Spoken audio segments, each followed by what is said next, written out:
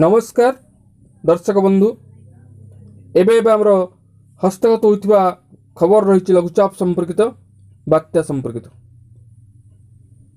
लघुचाप सृष्टि पर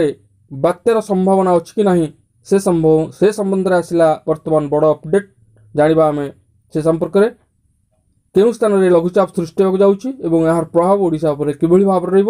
यार प्रभाव राज्यर केउं केउं स्थान में प्रबल अति प्रबल वर्षिब जानिबा से संपर्क में संपूर्ण विवरण मुझे आपको वीडियो प्रदान करी से आप निश्चित वीडियो को प्रथम शेष पर्यंत देखिए जब वीडियो भल लगे तो पाखे लाल बटन निश्चित सब्सक्राइब करेंगे पाखे आसुवा बेल आइकन बजाइदेवे और ऊपर आसुवा ऑल नोटिफिकेशन क्लिक करके भूलिए जहाँफल एभली वीडियो सर्वप्रथम आपण निकट में पहुँच पार। तेज आसतु जाना आज लघुचाप संपर्कित विशेष गुरुत्वपूर्ण सूचना को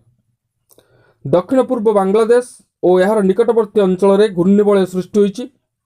यार प्रभाव में आसंता 4 दिन यार प्रभाव में आसंता 4 तारिख बेलू उत्तर बंगोपसागर निकटस्थ पश्चिमबंग और ओडिशा उपकूल में एक लघुचाप क्षेत्र सृष्टि होवार संभावना रही यार प्रभाव में आसंता 7 तारिख रु 11 तारिख मध्य उपकूल और उत्तर और दक्षिण ओडिशा रे हालुकारु मध्यम धरणर वर्षा हेबा बोली आकलन करिछि पाणीपाग विभाग। उत्तर ओडिशार केतेक स्थान में प्रबल वर्षा होई पारे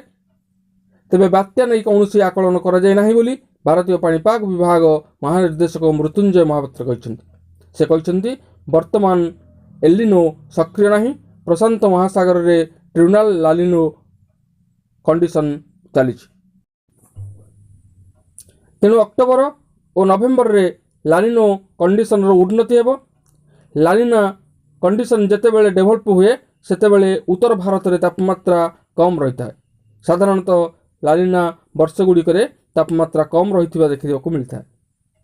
एथि अधिक ठंडा अनुभूत होता है किंतु वर्तमान अक्टोबर और नवेम्बर दुर्बल लालिना कंडीशन हेबो ताहा धीरे धीरे सक्रिय हेबो किभली सक्रिय हेबो ताको अनुध्यान कले केते परिमाण में ठंडा पड़िबो जानि परिबा आमे। अन्य पक्षरे गत किछि दिन हेबो राज्य सर्वोच्च तापमात्रा 37 रु 38 डिग्री सेल्सियस मध्य रहुछि आर्द्रतार परिमाण 70 रु 80% रहूथिबारु गरम सांग को गुलुगुली जनजीवन को अस्तव्यस्त करिछि। तेबे आसंता 7 तारिख बेलू राज्य को पूर्व दिगरु वायु प्रवाह आरंभ हेबो तापमात्रा तलकू खसिबा सह आकाश मेघाच्छन्न रहिबो बोली अनुमान करा जाउछि। भुवनेश्वर आंचलिक पाणीपाग केन्द्र सूचना अनुसार आज मयूरभंज बालेश्वर भद्रक केन्द्रापड़ा जाजपुर कटक जगतसिंहपुर ढेंकानाल अनुगुल और केन्दुझर जिले में घड़घड़ी सह वज्रपात होवार संभावना रही है। सबु जिला पाणीपाग विभाग पक्षर येलो वार्निंग जारी कर तेबे दर्शक बंधु आम कहबार अर्थ है अक्टोबर मासरे बंगोपसागर में जितेबाला लघुचाप सृष्टि हुए ताहा बात्यार भय को बढ़ाई दे था। आम पूर्वर एमती अनेक बात्यार सम्मुखीन होइचे जहाँकि प्राय अक्टोबर मासरे ही होइचे। महाबात्या 1999 जहाँ अक्टोबर मासरे होइथिला तेबे लघुचाप वर्तमान सृष्टि होवार ना शुणिले लोक मैंने निश्चित भयभीत हेबा संभावना रही तेणु विशेष भयभीत होवार किसी कारण नहीं। पाणीपाग विभाग संपूर्ण रूप से दृष्टि रखी पाणीपाग उपरे यदि कौन सद्यतम सूचना आम हस्तगत हुए तेज आम आपण अवगति निमित्त सर्वप्रथम जनइबू।